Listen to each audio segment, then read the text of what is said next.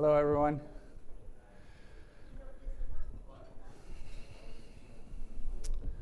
I'm going to get started while you guys are eating. Just get everyone's attention and I'll kick us off.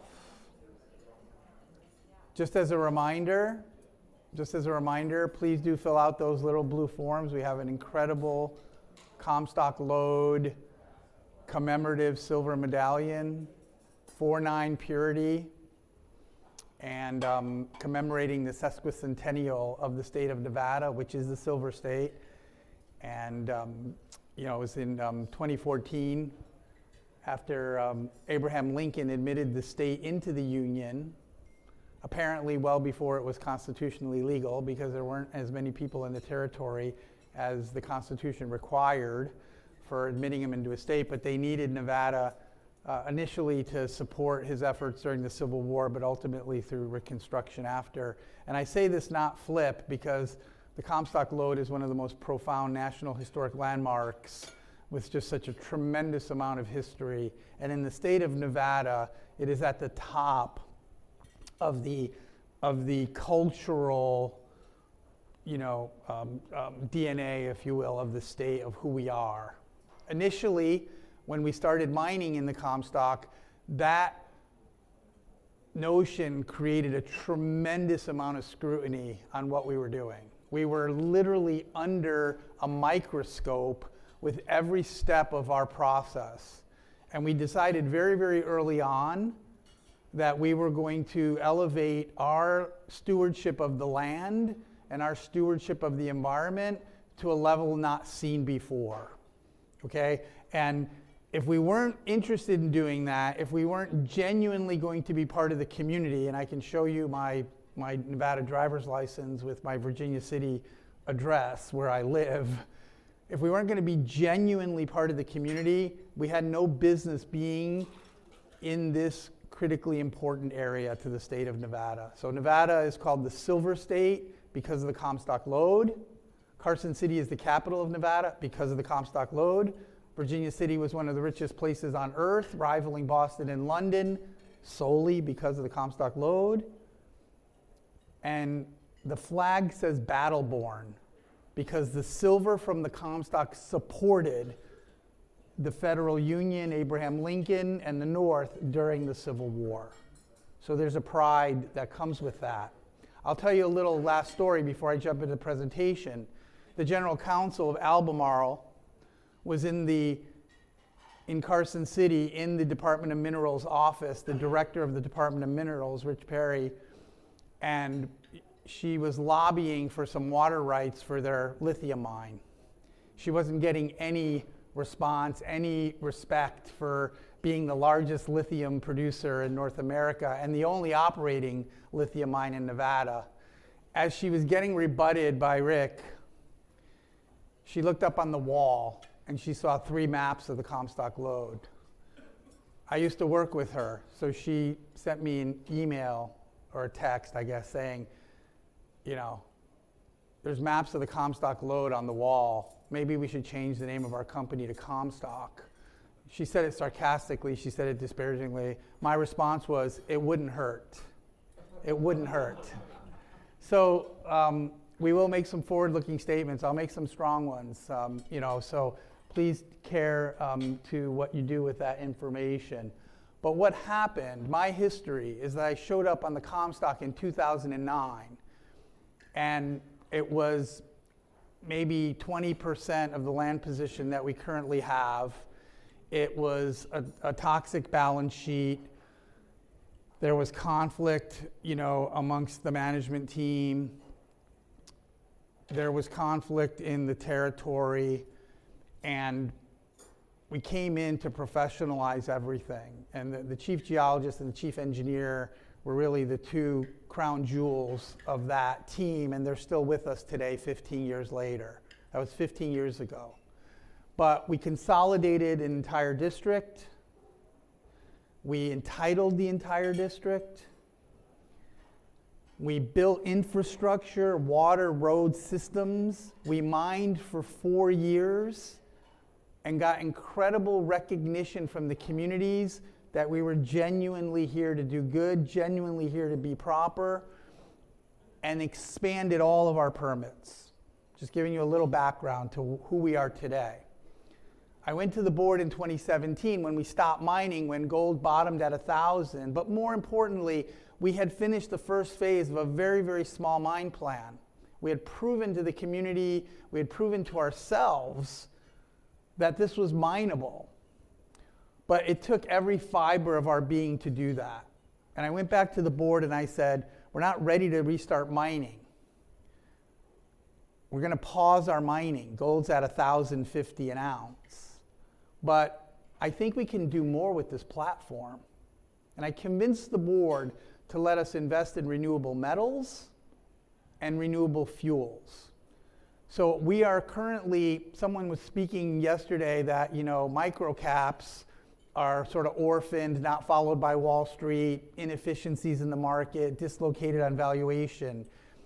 And that's true. So if you're a nano cap, I think you're even more dislocated from the market, dislocated from valuation. If I'm effective in communicating what we have here, you're going to be stunned at our valuation. You're going to be stunned at our valuation, and I hope I do an effective job at that. But the board agreed. And the last 4 years, we've re-prepared the mine for production. We've invested in solar panel recycling, and we've invested in waste wood. So we're taking waste metal to new metal, waste wood to new fuel, and we're ready to put our mine back into the path for production. We acquired 3 companies to do this. One was a recycling company that had a unique technology for eliminating contaminants and producing clean metals. And Dr. Fortunato Villamagna has been doing this for 35 years. He's a chemist, he's a PhD chemist, but he's an operator at his soul. Raul Babili was our chief engineer. We acquired his engineering company. Raul built 22 biorefineries in the last 17 years. And then David Winsness and Kevin's company was taking waste wood to fuel after having fully commercialized taking waste biomass to extracted corn oil in the ethanol industry, adopted by 95% of the business. So we're not just a junior mining company. We have deep, deep bench strength. Subject matter expertise is dramatic. And then our board is remarkable. Leo Dosdorf was the secretary to the governor of the state of Nevada for all of Nevada's environmental protection, all of Nevada's state engineering and water rights, and all of Nevada's historical preservation. I couldn't think of a better regulator who retired to come onto our board. So we're New York Stock Exchange listed. We trade with high liquidity for our size company. Yesterday we traded 3.5 million shares. We trade on average 2 to 3 million shares a day. Our market cap sucks. $75 million. But a little while ago, we announced that we crossed the finish line on metals and we were shipping clean materials to customers. A little while ago, we announced our first 3 projects for fuels in Australia. This week, we announced the 4th project in Vietnam. We have half a dozen to a dozen in the hopper in the United States alone. So people are now saying, they're crossing the finish line. So energy, energy, energy. In Northern Nevada, we've seen Google, Microsoft, Switch, Apple, Compass, Tract, Prologix, companies I'd never even heard of before, building hyperscale data centers. Guess what they do? They suck the lifeblood out of the energy grid like I've never seen before. We need energy, energy, and energy because the demand curve is exploding and we just don't have enough of it.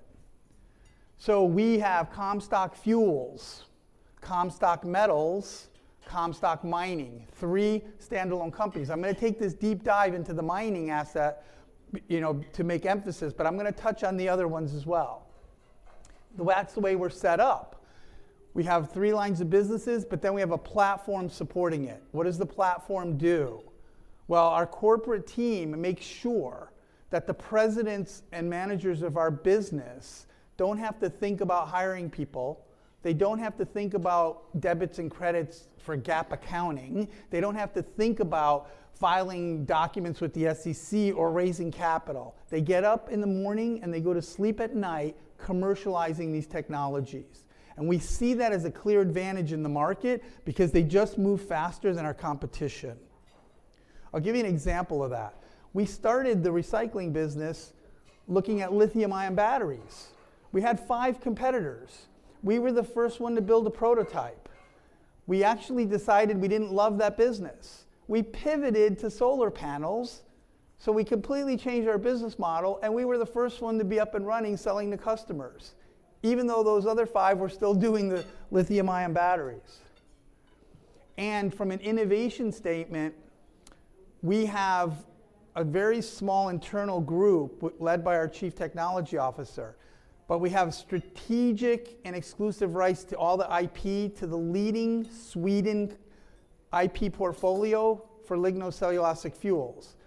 We're working directly with the University of Wyoming. We're working in a landmark agreement with the National Renewable Energy Lab, the Department of Energy, and MIT to advance our fuels. We literally have the top scientists in the world, all over the world, in our exclusive network for developing these solutions further. That's what we call Comstock Innovations. Wood basically is proven technology to take cellulose, less than half of the wood, into ethanol. We can do it better than anyone. It produces about 45 gallons per ton of waste wood. Where's the waste coming from, you ask? Lumber mills, pulp and paper mills, forestry residuals. There's abundances and abundances of wood. But we cracked the code on the other half. The other half of the wood, which is primarily lignin, which is where most of the carbon content is, unblocks the yields. So extremely high yields. How high? Well, we went from 45 gallons to 85 gallons. Then we went to 100 gallons. Now we're at 125 gallons. Everyone's freaking out. Who's everyone? Every major oil and gas producer. If you name them, we've talked to them.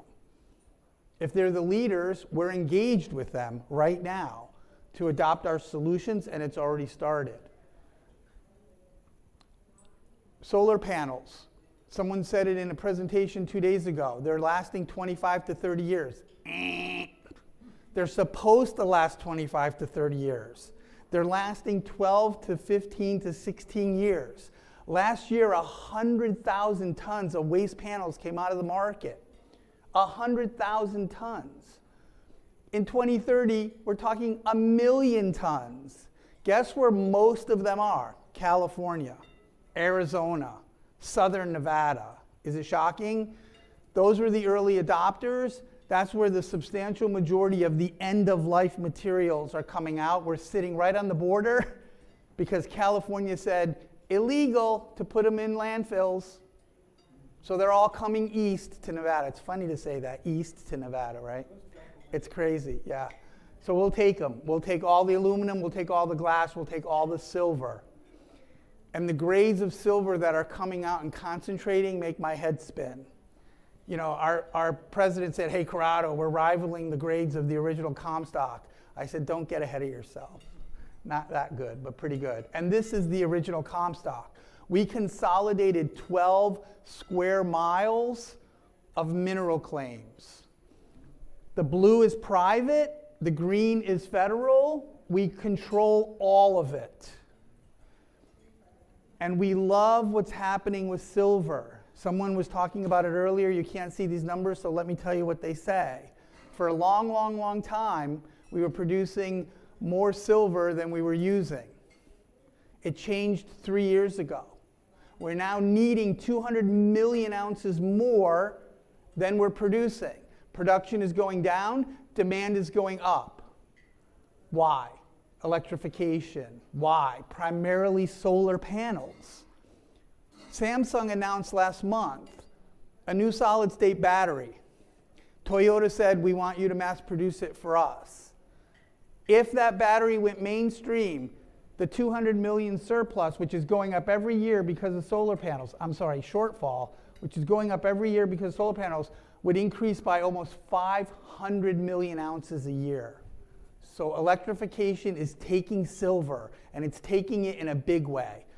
I'm not going to preach about the bullishness of silver, okay?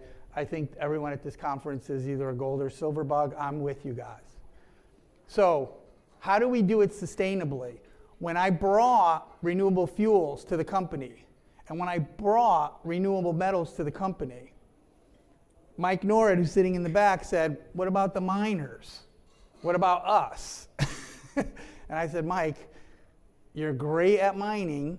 We have a great resource, but we got to do a little better than that, okay? We got to be sustainable. So we looked at the history of the Comstock. We looked at all of the gold and silver that came out. And for those of you who don't know, 33 bonanzas. The largest bonanza, the big bonanza alone, produced 72 million ounces of silver when you were seeing 100 ounces a ton, 500 ounces a ton, 1,000 ounces a ton.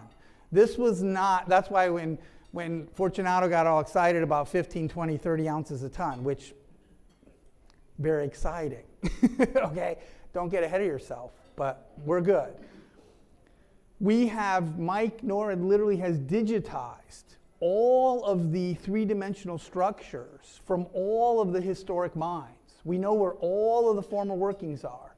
We know where all of the grades that were taken. We know all the grades that were left behind. And then we continued the trends. We continued them from the north, from here, where all that was, down to here. And we quantified 300,000 ounces of gold, 5-6 million ounces of silver. Went a little further to the Dayton, another 300,000 ounces of gold, another couple million ounces of silver. But the thing is a 6-mile contiguous mineral trend. We've only quantified those ounces on about 10% of our mineral properties. In the middle, we mined it. More importantly, we built a massive infrastructure. We have haul roads, we have crushing, we have leaching, we have refining. Unlike other junior explorers, we've poured gold. We're miners, we've done it. And we've done it at the highest level of environmental stewardship. When I went to the county the first time and asked for our first permit, I showed them a picture of the Rosebud mine that had won in 2009 the #1 Environmental Excellence Award in the state of Nevada. I showed them that because it was a standard, but I showed them that because their leaching and production operation looked very similar to ours.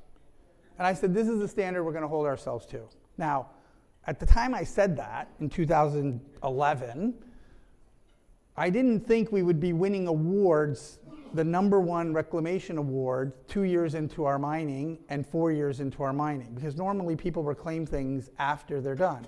We reclaimed as we went, and we were recognized for excellence by the state of Nevada, the BLM, the Department of Minerals, and 2 other regulatory agencies. #1.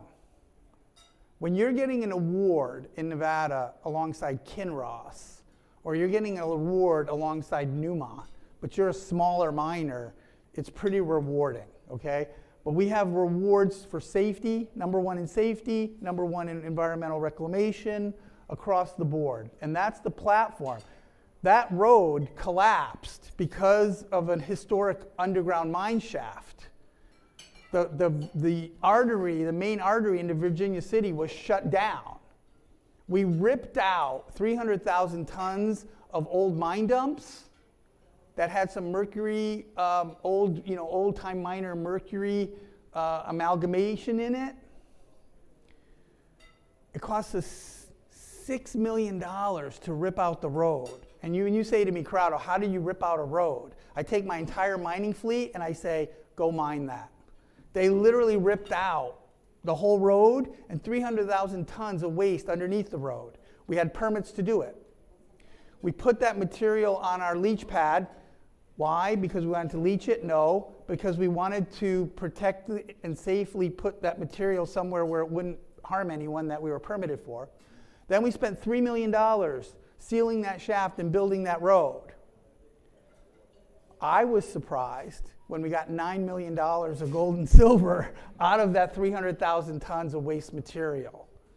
We won awards for that, the top awards in the state. We also set up a foundation over a decade ago that is now independent, raising money independently with over 100 volunteers, restoring head frames, restoring mills.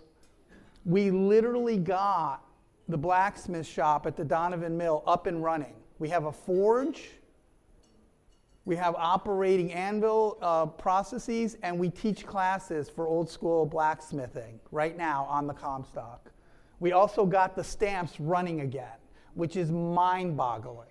This was one of the largest mills on the Comstock, and it was also the mill where cyanide leaching was perfected in the early 1900s and became the industry standard across the world. I'm sharing this with you because when you talk about sustainability, it takes more than just reducing your carbon footprint. It takes caring about the community and integrating into the community. That's what we're doing. So this is what the view looks like from my office. This is what we're freaking out over. The Dayton Consolidated Mine sits on 80 acres where our resource is, 300,000 ounces of gold. That's all measured and indicated. Another 100,000 of inferred, 2.5 million ounces of silver, but it's immediately at surface. When we came in, we got some data from Houston Oil and Mineral. They had a 75,000 ounce reserve that they calculated immediately at surface. The first hole that we drilled was 900 feet deep. 573 of the 900 was mineralized at economic grade. We were freaking out. We were like, there's something much bigger here. So and look at the landscape standing at the top of the Dayton project, looking all the way down to Highway 50. That's Highway 50 in Nevada. That's about 4 miles that you're looking down. And I want you to think about this. This is a destination. This is 15 minutes from Carson City. This is about 40 minutes, maybe 50 minutes to Tesla's Gigafactory. This is 35, 40 minutes to Reno. This land is going to be worth a lot of money when we're done mining it. That's what I want you to keep in your mind for a minute. There's our resource, Barry Dolbear.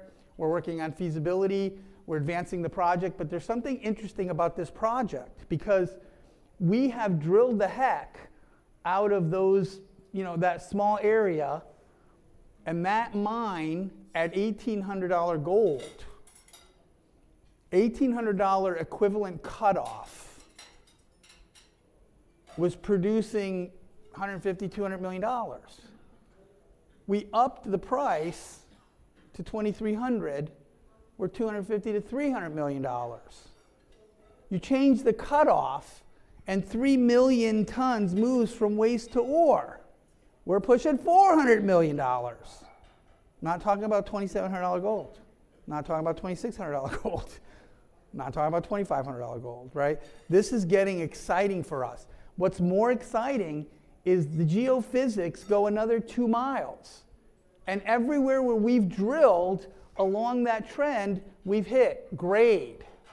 So we could stop right now, green light it, and get that into production. And it would be $300, $400 million of cash flow over a 5.5-year mine life. Great. But the reason there's gaps down here, the reason there's gaps here, the reason there's gaps here is we haven't drilled it. So we need to drill the southern part and come up with what does that look like. And then we want to step across. We want to step over and finish the drillings here because we hit very, very high grade in those areas. Sorry. So as I said, we have a plan, we have a mine plan That's based on just what we know today. But we also know the trend goes 2 more miles. We also know the geophysics and the structure continues. And we also know where we've drilled on that structure, we've hit economic grade and better. So that's what that looks like, right? Here's where all that ore is right here, and then it just keeps going down that valley like a river. And the landscape is beautiful. So here's the thesis on sustainability. We're going to build the mine. We're going to mine the mine. But we're going to mine the mine with waste material and reclamation engineered in advance. We're going to end up not with a massive hole in the ground, but with a re-landscaped district. Now, guys and gals, if you start with a flat piece of land and you pull out 20 million tons, you're going to have a hole in the ground, and you can't do anything about it. But if you start with rolling hills, okay, you could be nice, flat, and leveled if you plan it in advance. So the idea here is to generate hundreds of millions of dollars of cash flow from a gold and silver mine, and then post-mining productive use of developing that land, preliminary estimates, hundreds of millions more. So we could end up with a big hole, we could end up with $30 to $50 million long-term reclamation liability, or we could end up with an incredible asset that we could sell or develop as we go forward. So we've de-risked the heck out of this, okay? So, oh yeah, we own the oldest continuously operating, and if I would say, the coolest establishment in Virginia City called the Gold Hill Hotel. It's got a saloon, it's got a dining room, but it's got the 15 oldest hotel rooms in the state of Nevada. And it's fully operating. So let me just quickly come back. That's our sustainable mining. Just a little bit more on fuels, a little bit more on metals, and then we'll take some questions. I already mentioned how we do this, but I want to repeat. We have the highest and unprecedented yields from a waste ton of wood. The highest, most unprecedented yields. The economic model is robust. We also have the lowest carbon intensity scores. Ethanol takes you from 100 to 70.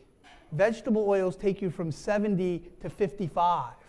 We're at 15. To produce sustainable aviation fuel, you need to be 50, 60% down. There isn't enough feedstock in the industry to produce the fuels that everybody's saying they're going to produce. The bottleneck in the industry is feedstock. Our technology unblocks the most abundant source of carbon, which is waste wood.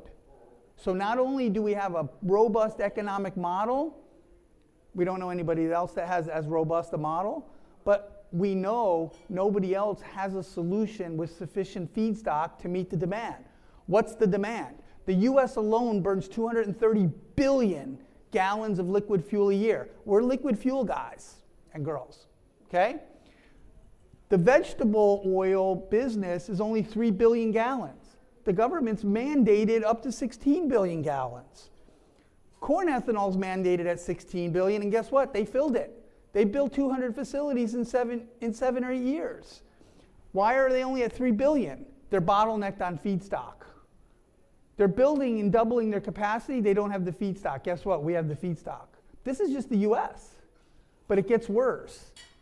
SAF is exploding.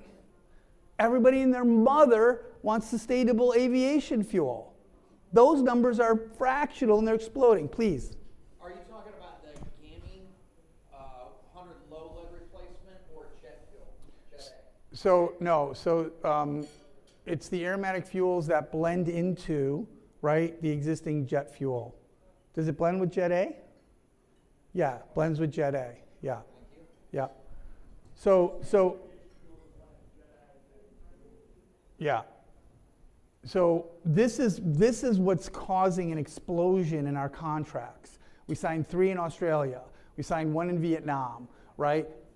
Every major airport hub from Dublin to Minneapolis is talking to us about using our technology because as they've done their diligence, they come up with only 2 or 3 techs that actually could work.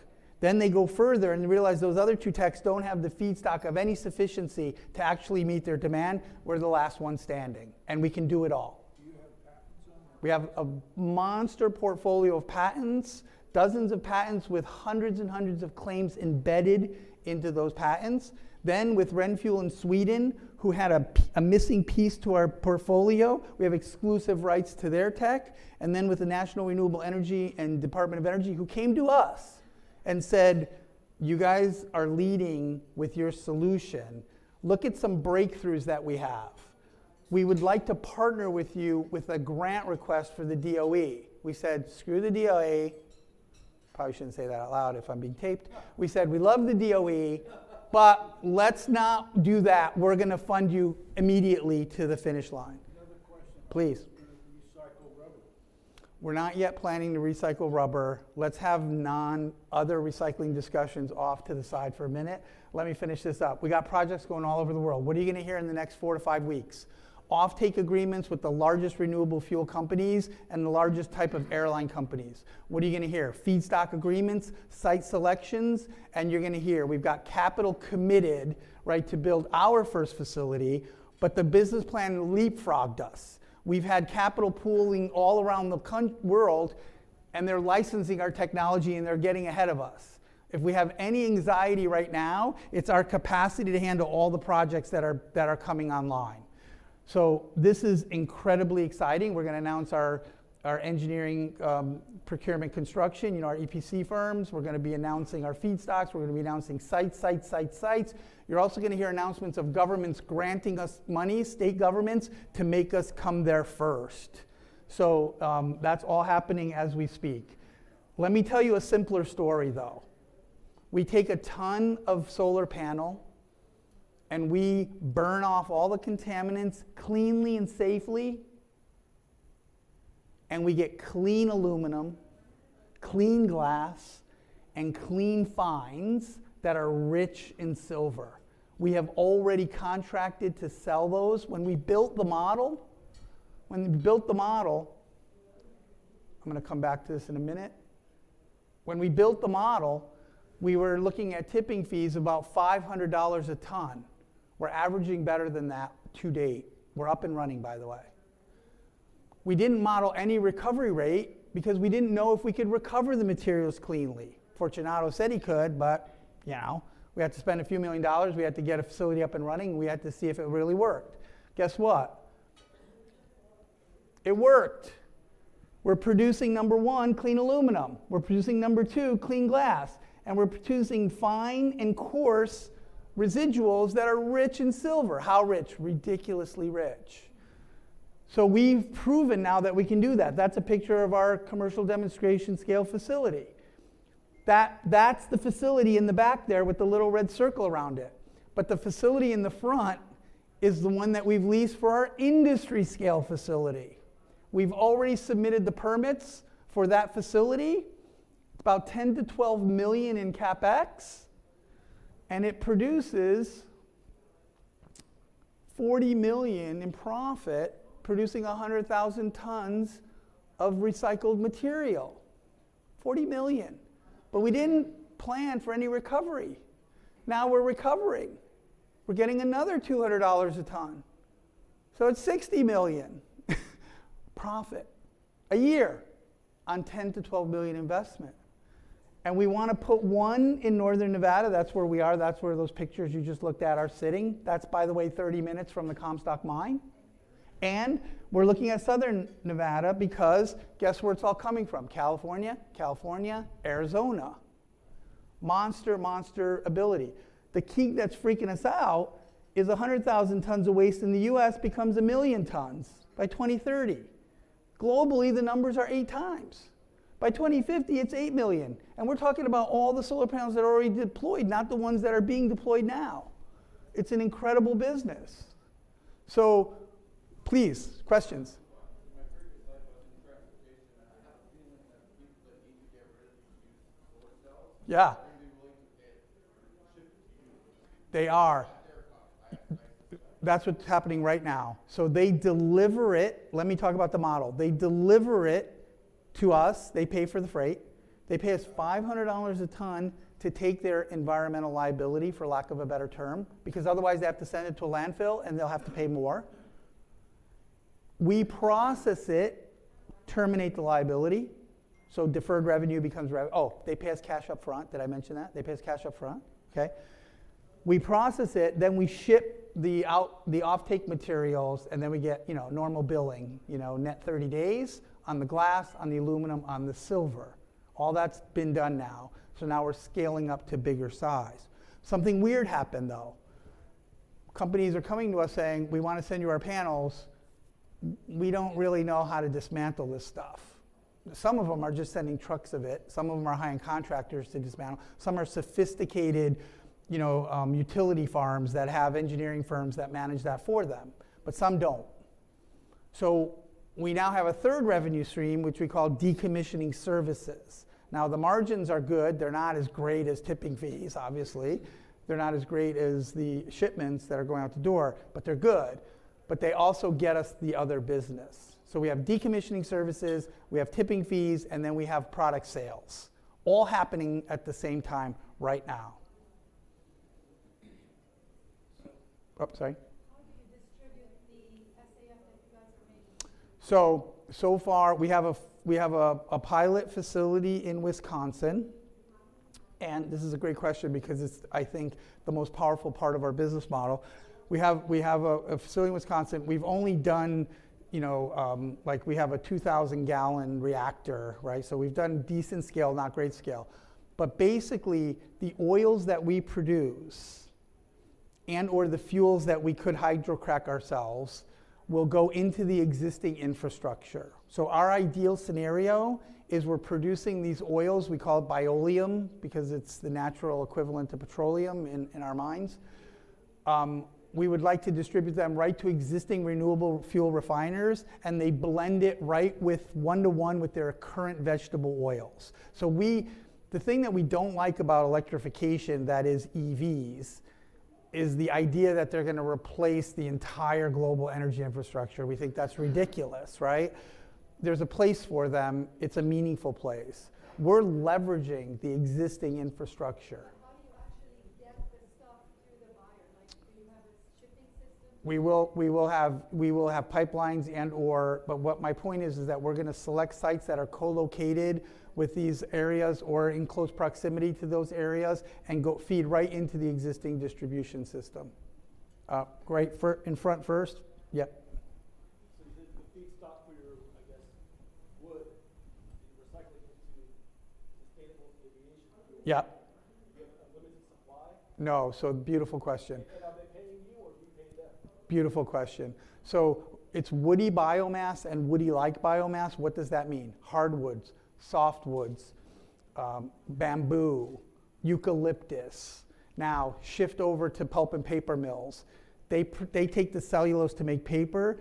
Lignin that comes out, they either throw away or burn in their boilers. We can turn all of that into fuel. So you'll see us co-locating with pulp and paper mills. Sugar mills produce sugar and then bagasse, right? We take all that lignin-rich bagasse and we produce fuels.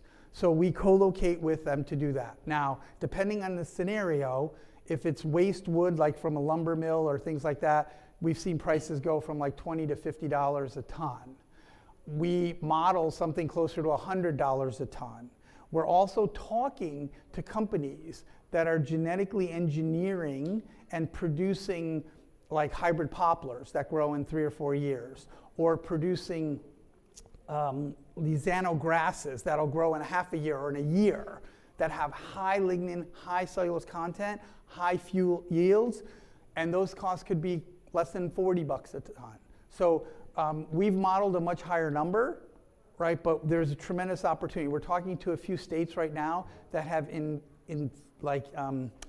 these invasive wood species that are like sucking the lifeblood out of the aquifers of the state, and there's hundreds of millions of tons that are available. So the government puts out what they call the billion-ton report, which is by the Department of Agriculture, showing like all of the waste agricultural materials that are available.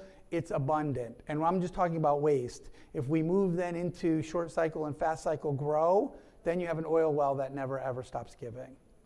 You want more CO2 in the atmosphere. So if you, the more you grow, the more you incent farmers to grow. Like I'll tell you right now, some of these solutions will increase the value per acre of existing farms, like the alfalfa farmers and these other folks, by 5, 10, sometimes 20 times per acre. And that's at a low $20 or $30 a ton price to us. So it's a huge win-win. You create a low carbon fuel business, you create a new agricultural business, but to your point, I think that you're making, when you're growing something, CO2 is being sucked out of the air. You cut it off at the base, the roots stay in the ground, you make fuel, it grows right back up. That's the ideal. Yes, please? Yeah, my daughter did a research, PhD research, several years ago now, on converting wood into Fuel, yeah. aviation fuel. Okay, and she lives up in Washington State. Beautiful. So they've got a lot of waste from, Forestry. well, not forestry so much, but produce a lot of wine. So in the Oh. process of making wine and they grow hops. Waste biomass, yeah. Yeah, a lot of biomass. Yeah, yeah, yeah. I have another question. There's a lot of forest fires that happen. Yes. Use the burned wood from the forest. Yeah, so yes and no. So there's one weird thing with the renewable fuel standard is that the government super incents us to take waste wood, right? They love that. Everybody seems to love that. But they're still, it's not quite there when it's coming from federal lands, right? So if it's coming from private lands, it's a huge opportunity. When it's coming from federal lands, it's not such a huge opportunity. Makes us smash our head against the wall, quite frankly. So can you recycle the burned wood? Oh yeah, for sure we could. Anything that the carbon content we can take and recycle. Yeah, sorry, I didn't understand the question. We're dealing with a company in Washington. I hope it's not your daughter. I hope it is your daughter. She's brilliant, and it's going to be an incredible thing. But ask your daughter about her paper. Everything previously was cellulose, right? The other half is lignin, and most experts in the industry say lignin's a tough nut to crack. We've cracked that nut. We have patents on that nut. We have the highest yields in the industry. One second. Sure. Yeah.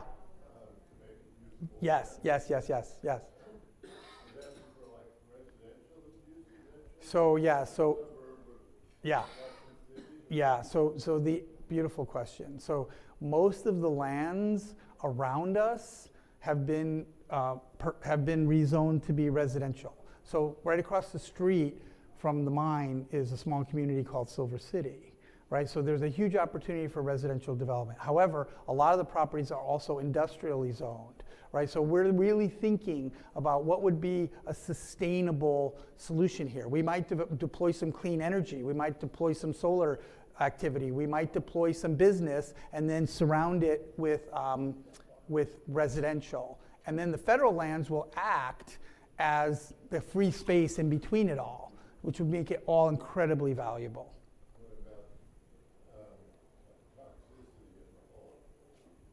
Yeah, so that's what we have to make sure that all the reclamation, right, is clean. It's all clean. So we wouldn't be talking yet. The ore that we process will stay in the leach pad as we understand it now. The waste doesn't get treated with any chemicals, right? So it would be clean to be, used for reclamation. But that mass balance, right, the amount of waste available versus the size of the hole in the ground is what we need to make sure we can recontour. But I'll tell you where I got the idea, and it's silly.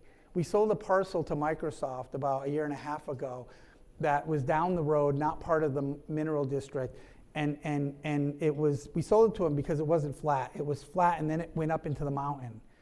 And they were complaining to me the whole time that they had to spend $40 or $50 million to level the land. So I go back to Mike and I say, hey Mike, we're going to be leveling this land, right? It could be very productive, like when we're done. There are logistical and sequential challenges, but if you plan them in advance, it's doable.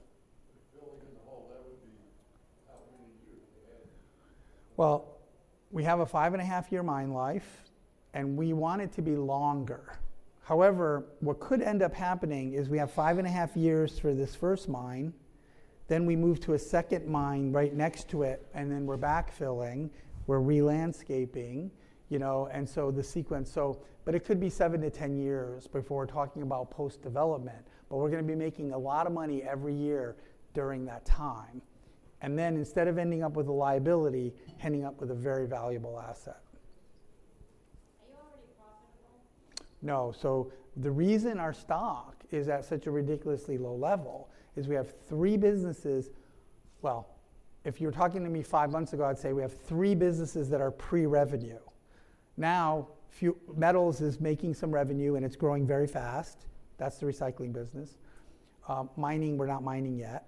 And then fuels, we're signing the contracts for that revenue now. So you're starting to see people say, oh, this is actually happening, this is actually real, but those cash flows are not flowing yet. Good question. So how many panels a month are you doing? So the facility that we built, that smaller one in the back, it does 6 tons per day on 3 shifts. That's only about 5,000 tons a year. However, and I'll convert that to panels in a second for you. 3 shifts would be full scale. We're just going to the 3rd shift now. The big facility will do 10 to 20 tons, 15 to 20 tons an hour, and it will do 3.5 million panels, 3.5 million panels a year. And our differentiator right now, we see 2 other mom and pop recyclers, you know, out there. What they do is manual. We see them trying to take the plastics off the glass. We try to separate the frames. We industrial scale crush. We industrial scale eliminate. And our tech there, our know-how and our tech is what we call delamination. Getting rid of the laminates, the plastics, and the glues is the nasty part of the process. We get rid of all of that cleanly, so we have no contamination, no pollution, and then essentially 93% of the ton is glass, aluminum, silver fines.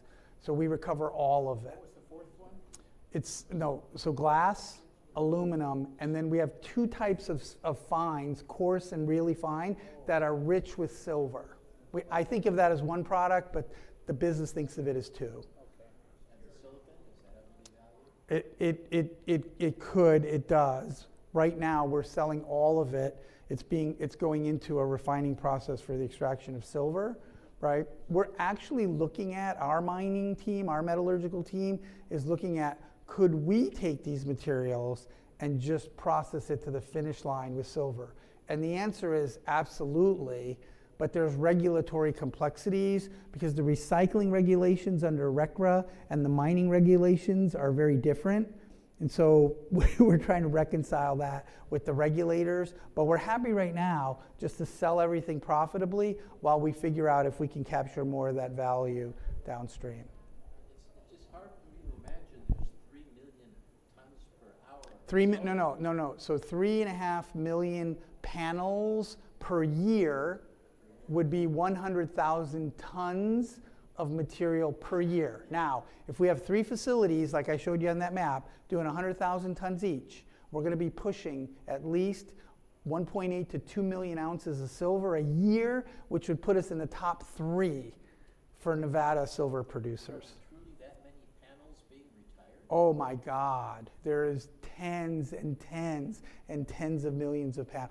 One project in southern Nevada, the solar farm has 25 million panels. One project, one utility. So these panels are only, they're supposed to last 30 years, but they're not. They're not lasting 12, 15, 17 years. The silicon that comes out of the panels, aren't those isn't that a special kind of glass?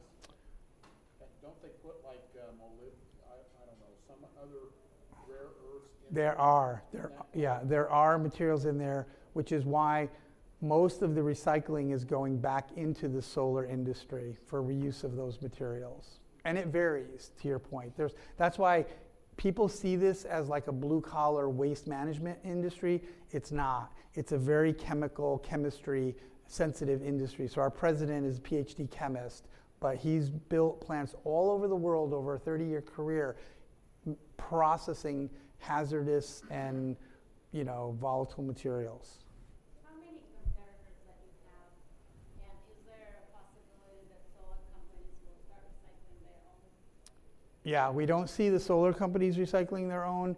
We see there's really two competitors in the United States that we're paying attention to. One's in Arizona, one's in Texas. It's interesting because we feel like we're the only ones that has a business model that has a zero landfill solution. So some of them are disassembling manually and they care about the glass. And that one is in cahoots with a solar panel manufacturer. They want to provide them glass for recycling. The other one is more an environmental firm that seems to be much more focused on decommissioning services. They met us at a conference and said, hey, you guys are the only ones that we see that can scale, right? So maybe we can partner and do that. We're partnering with a lot of decommissioners. We're partnering with a lot of coordinators, but nobody has the industrial scale technology to cleanly have a zero landfill solution. So somebody here at this conference in one of the previous lectures, I think at one of the general assemblies, said that, I'm not sure I've got this right, but each panel, solar panel, has about 2/3 of an ounce of silver per panel? Yeah. Is that really true? Yeah. It depends on the panel, right? Yeah. And I've heard the number in grams versus ounces as well, so yes. When it aggregates into that fine, it's double-digit grades, ounces per ton. It's fantastic, right? It's just fantastic. A lot of silver for one panel. Yeah, and I'll tell you, the technology that's advancing, they're using more for the conductive needs. Yeah, Sorry. What is your timeline and the So- dollars so- needed for Yep. getting So the first facility. I'm going for getting the silver mine going? Oh, silver mine. Yeah. So as soon as we green light it, we have a 2-year into production. Okay. And what we want to do is one full round of drilling in that southern part to infill. So we'll infill, we'll core, we'll make sure that we have a final engineered mine plan. We'll step out. If the step out is cool, meaning not so hot, we're going to start mining that. If it's hot, then we're going to assess, do we continue to expand the resource before we put it in. So you haven't drilled any of the, We've drilled the heck out of Dayton within that 40-acre. Right. It's a 2.5-mile trend, right? So we've more than you've We've got it nailed. We could literally give it a green light today, finalize the engineering, finalize the updated permitting, and just go into production. Okay, we can do that. And why not do that? Well, we still, Scrap the rest. I think that's what'll happen, but I think that's what'll happen. We still need to drill that southern part and just a little infill so we can finalize that mine plan. We're gonna learn something when we do that.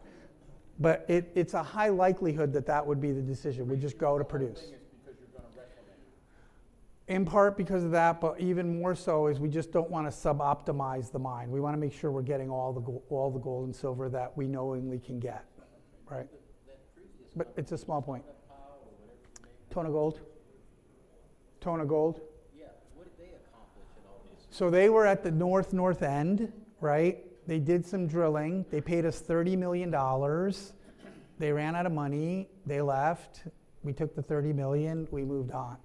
So we're very cautious about the district, right? We want to make sure that the district stays intact and is treated properly. We were really their biggest cheerleader. We were hoping that they in the north, but the north to us is the most prospective and the longest term. Does it have big upside? Yeah, but it's treacherously deep up there, right? A lot of deep holes, a lot of former mine workings. In the middle, we have a resource, and in the south, we have a fantastic resource. And that one we're gonna start mining. Ron, shall we do the drawing?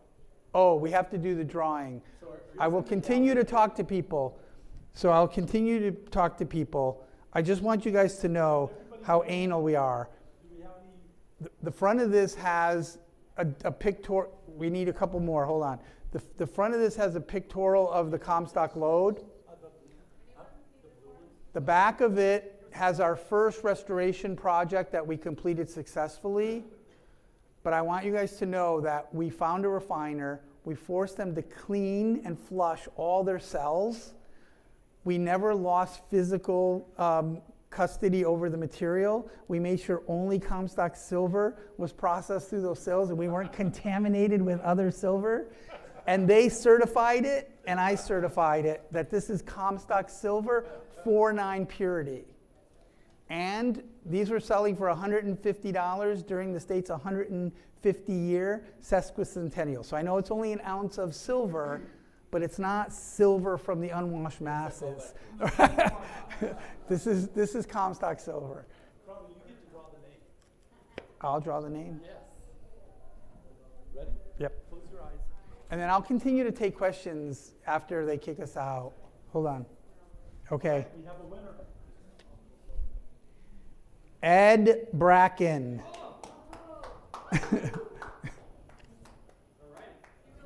Oh, sorry. No one's, Ed, nobody's happy for you. Hey,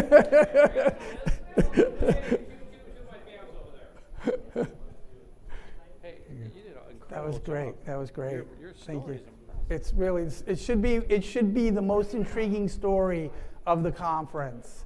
5 years of blood, sweat, and tears to get a mine ready to go, to get urban mining is what people are calling the recycling, and then the fuel business.